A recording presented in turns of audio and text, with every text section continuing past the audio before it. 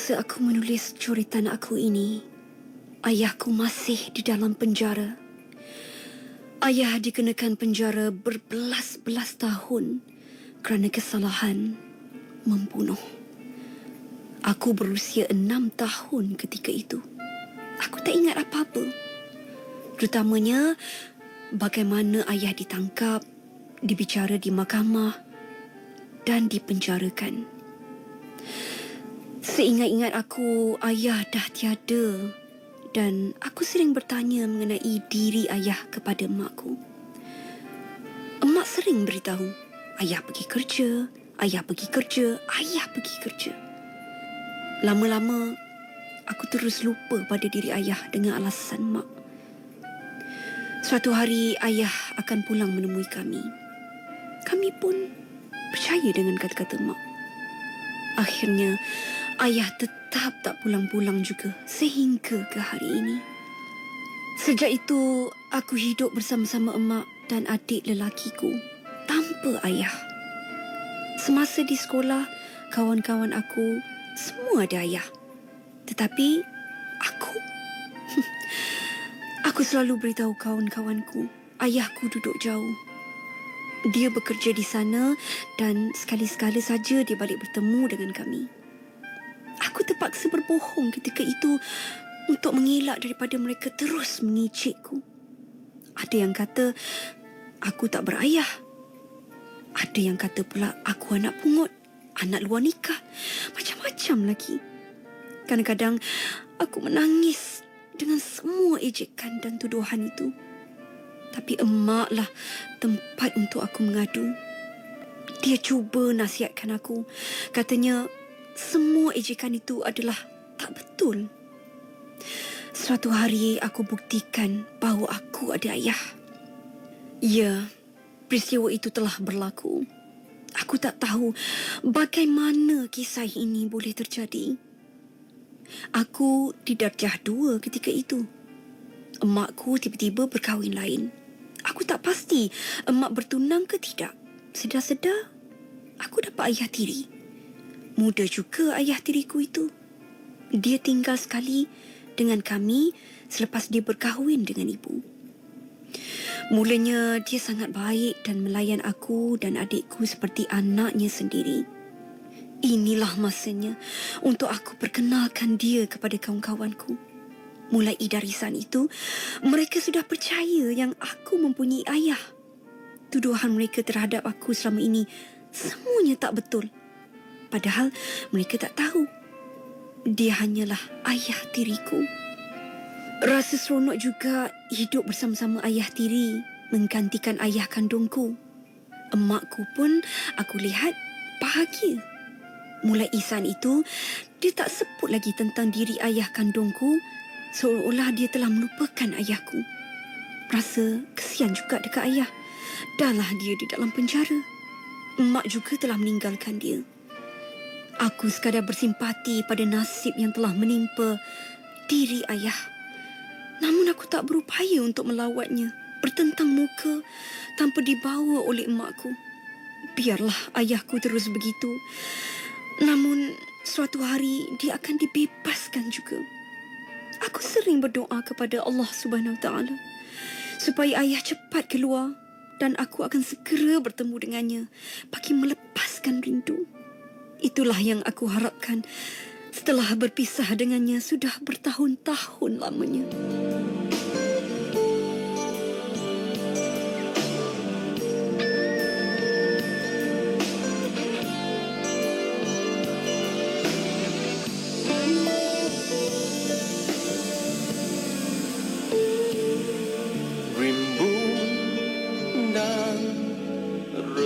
Kasihmu, kau tempatku berpayung. Di manakah lagi dapat ku rebahkan rasa gundah ini? Nun, kau teguh di sana, pengasih dan penyayang.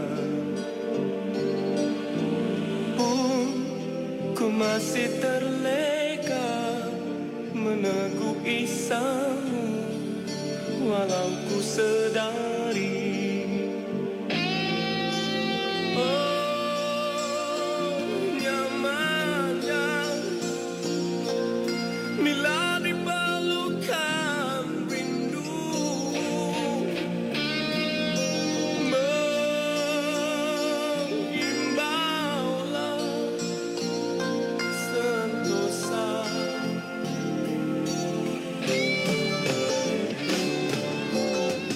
Rendangkan ku permaidani dari baldu berwarna putih. Moga tak ku terasakan cobaan yang ku galas ini kepadamu. Titianku, hijrahkanlah diri ini.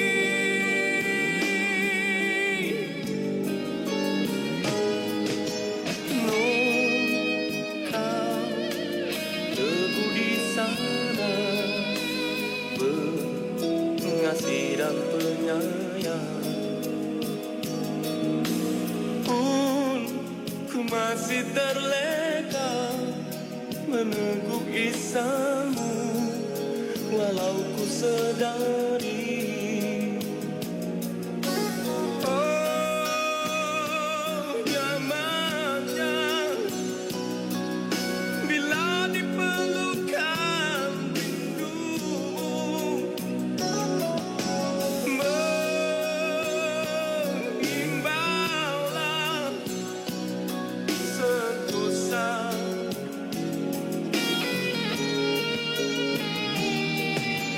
Bentangkan ku permaidani dari baldu berwarna putih. Moga tak ku terasakan cobaan yang ku galas ini kepadamu. Titianku, hijrahkanlah diri ini.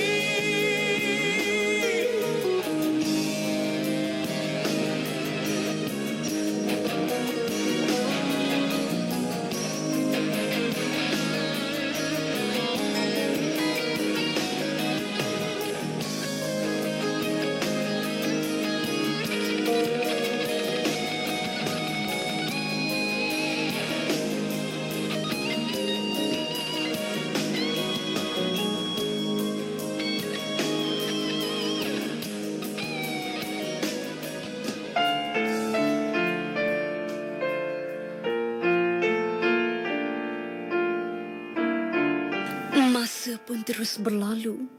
Dulu lain, sekarang lain. Aku dan adikku terasa semakin tak dipedulikan oleh emak dan ayah tiriku lagi. Dahulu, emak atau ayah tiri sering hantarkan kami ke sekolah. Tetapi sekarang tidak lagi. Aku dan adikku terpaksa menumpang sesiapa sahaja untuk kami ke sekolah, walaupun kami rasa malu. Kadang-kadang aku dan adikku terpaksa berjalan kaki hampir setengah jam baru kami tiba di sekolah. Aku dan adikku rasa teramat sedih apabila keadaan kami begini. Keadaan sedih kami kian bertambah apabila ibuku bersuara yang dia dengan ayah tiriku akan tinggal di tempat lain. Habis, aku dan adikku bagaimana? Adakah kami akan mengikut mereka ke tempat baru? Atau akan terus menetap di sini saja? Aku dan adikku tak mampu mencari wang sendiri untuk kami makan dan minum kerana kami masih bersekolah.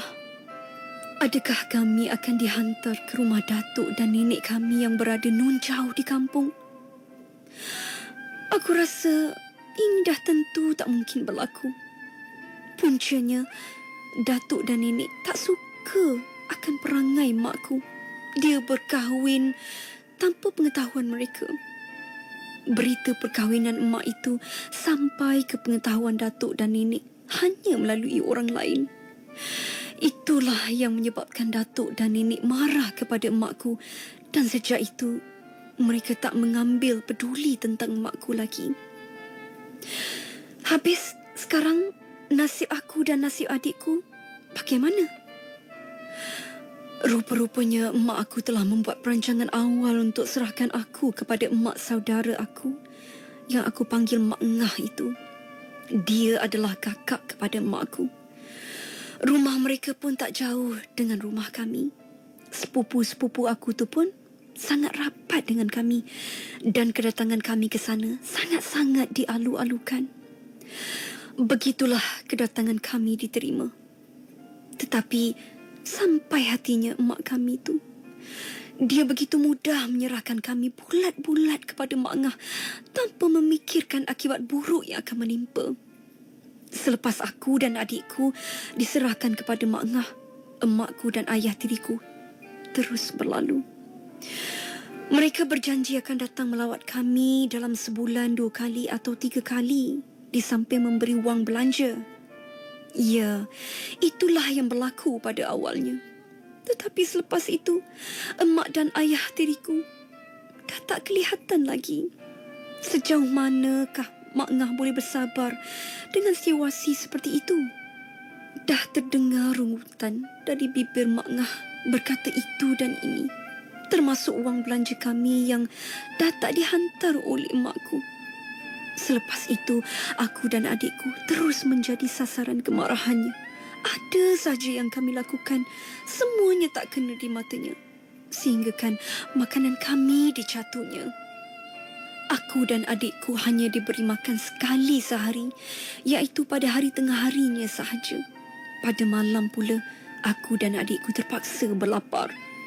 Ini membuatkan kami membuka peti ais dan makan apa saja yang ada sebagai melapik perut daripada kelaparan.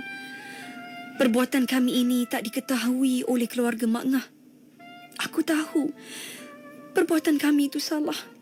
Aku terpaksa mencuri asalkan perut kami berisi. Maafkanlah aku. Aku tak sanggup melihat adikku kelaparan. Biar aku tak makan, tak apa, asalkan dia dapat makan apa yang dia nak.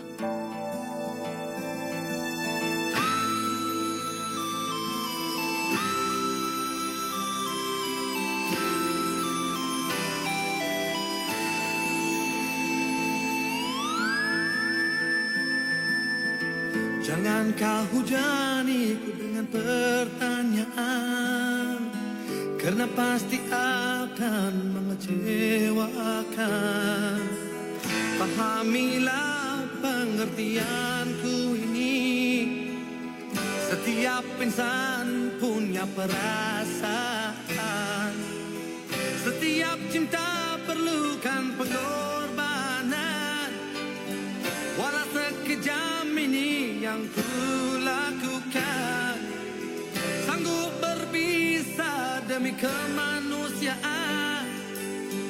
Asal kau bahagia, oh masa depan. Cintailah dirinya, karena dia lebih sempurna. Apalah ada padaku, hanya nyanyian dalam sepi.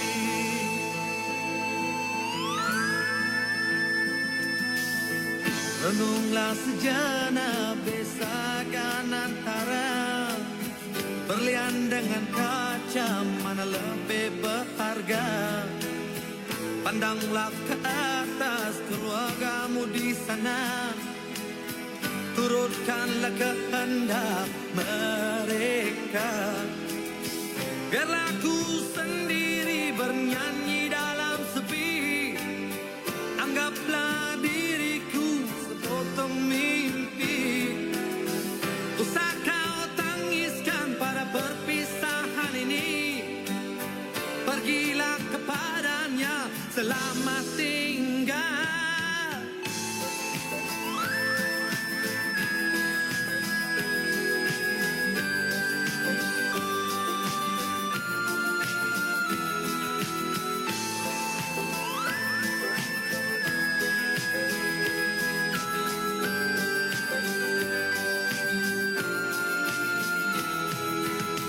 Biarlah ku sendiri bernyanyi dalam sepi. Anggaplah diriku sepotong mimpi. Usah kau tangiskan pada perpisahan ini. Pergilah kepadanya, selamat tinggal. Cintailah dirinya, karena dia lebih sempurna. Apalah ada padaku, hanya nyanyian dalam sepi.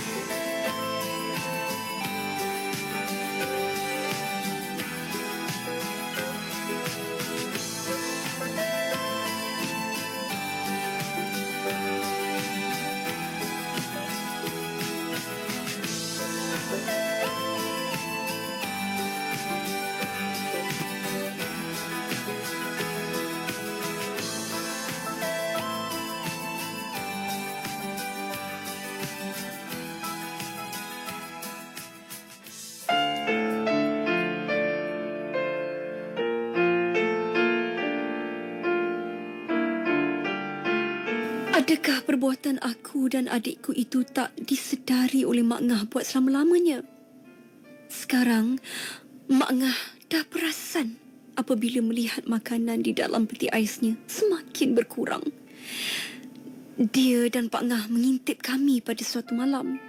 Sebaik saja aku membuka peti ais untuk mengambil sebotol jam dan hendak disapukan kepada roti, tiba-tiba Mak Ngahku bertempik. Oh, inilah kerja kamu berdua ya? Patutlah makanan dalam peti ais tu makin kurang. Rupa-rupanya ini perbuatan kamu berdua ya? Kamu mencuri. Mencuri berdosa tahu tak? Tak sedar diri. Sambil tangan kanan Mak Ngah memulas-mulas telingaku. Manakala punggung adikku dirotan oleh Pak Ngah pula. Adikku menjerit-jerit kesakitan. Demikian juga aku. Bukan telinga aku saja dipulas, malah perutku dicubit-cubit oleh jari Mak Ngah yang sangat berbisa itu. Aku dan adikku menangis teresak-esak. Maaf kami, Mak Ngah. Maafkan kami, Mak Ngah. Maafkan kami. Kami lapar, Mak Ngah. Kami lapar. Sebab itulah kami mencuri. Mak Ngah dan Pak Ngah tak menghiraukan rayuanku. Kali ini pipiku dan pipi adikku ditampar bertubi-tubi sehingga terasa kebas. Akhirnya aku dan adikku diheret masuk ke dalam bilik dan pintunya ditutup dengan kuat. Aku dan adikku menangis sambil berpelukan di dalam bilik tanpa dihiraukan oleh Mak Ngah dan Pak Ngah lagi. Ketika inilah aku mula mengenangkan nasib diriku dan diri adikku. Kami ada ayah, tapi tak pernah bertemu lagi. Kami ada mak, dia hilang entah di mana dan tak pernah menjenguk kami. Ada datuk dan nenek di kampung. Mereka pun tak pedulikan kami kerana bertelingkah dengan mak. Ada mak saudara, sanggup Mak Ngah buat kami seperti ini. Tak berhati perut dan tak berperih kemanusiaan. Aku dan adikku ibarat anak terbuang dan seperti kucing kurap di tepi jalan. Andai tak sukakan kami tak apa. Tetapi janganlah kami disiksa seperti ini. Kenapakah kami tak dibunuh sahaja? Sekiranya kehidupan kami ini menyusahkan. Oh Tuhan, sampai ke situ yang aku rasakan. Lebih baiklah kami mati daripada hidup dipasung sehingga tersiksa seperti ini. Tindakan Mak Ngah dan Pak Ngah bukan setakat itu saja. Keesokannya, aku dan adikku diminta untuk memasukkan pakaian ke dalam beg. Kami akan dibawa ke rumah datukku. Hampir 2 jam kami tiba di rumah datukku. Tak lama Mak Ngah dan Pak Ngah di rumah datuk. Selepas mereka menyatakan hasrat mereka itu. Hasrat mereka nak tinggalkan kami untuk kami terus hidup dengan datuk. Datuk pula terpaksa menerima kami. Padahal dia tak begitu senang dengan kehadiranku dan adikku ke sisi mereka. Mulai waktu itu, aku dan adikku mula hidup dengan datuk dan nenek. Kami makan apa sahaja yang nenek masak tanpa memilih. Selalunya, nenek akan masak nasi berlaukkan telur. Hari-hari boleh dikatakan masakan begitu. Datuk tak banyak wang untuk membeli ikan kerana ikan mahal. Wang yang diperolehi oleh Datuk itu adalah hasil pemberian anak-anaknya. Akhirnya, aku berjaya menduduki peperiksaan SPM di dalam keadaanku yang serba kekurangan. Keputusanku yang aku perolehi tak begitu memuaskan. Aku bercadang mahu mengulangi peperiksaan itu, namun tak mampu membayar wang pendaftarannya. Lantaran itu, aku terpaksa kuburkan impian aku itu. Semasa itu, adik aku berada di tingkatan 3 dan akan ambil peperiksaan juga. Selepas dia mengambil peperiksaan, dia terus berhenti sekolah dan mencari pekerjaan. Dia mendapat pekerjaan sebagai pengambil pesanan di sebuah kedai makan, manakala aku pula dapat bekerja di sebuah gerai buah-buahan sehingga ke hari ini. Itulah selingkar kisah hidupku dan adikku. Kami kehilangan segala-galanya, kasih sayang daripada seorang ayah dan ibu, sehinggalah kehilangan harapan demi masa depan. Oh Tuhan, bilakah masanya untuk aku bertemukan emakku dan ayahku? Kehilangan mereka membuatkan rasa rindu terus meruntun kalbu. Buat Mak Ngah dan Pak Ngah, aku dah lama memaafkan kesalahan mereka berdua.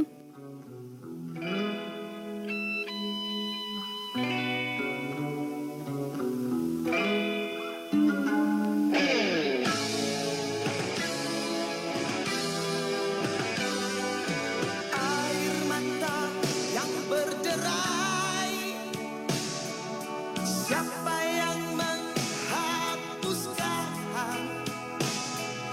Hati kering dan gersang, siapa yang meneduhkan? Sedangkan kau yang ku sayang telah pergi dariku dengan cinta dan harapan hidupku. Oh sayang,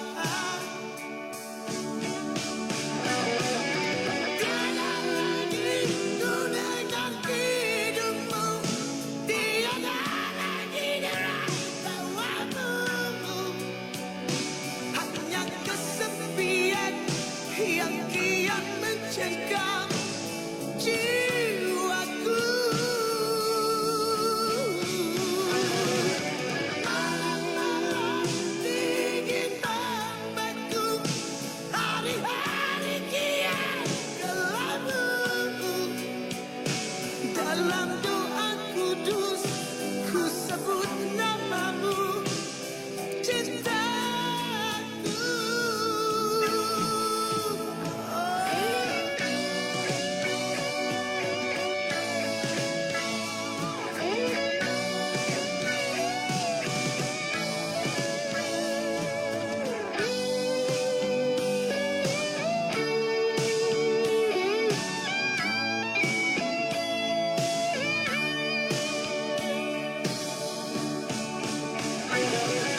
Tiada lagi ku dengan hidupmu, tiada lagi derai tawamu.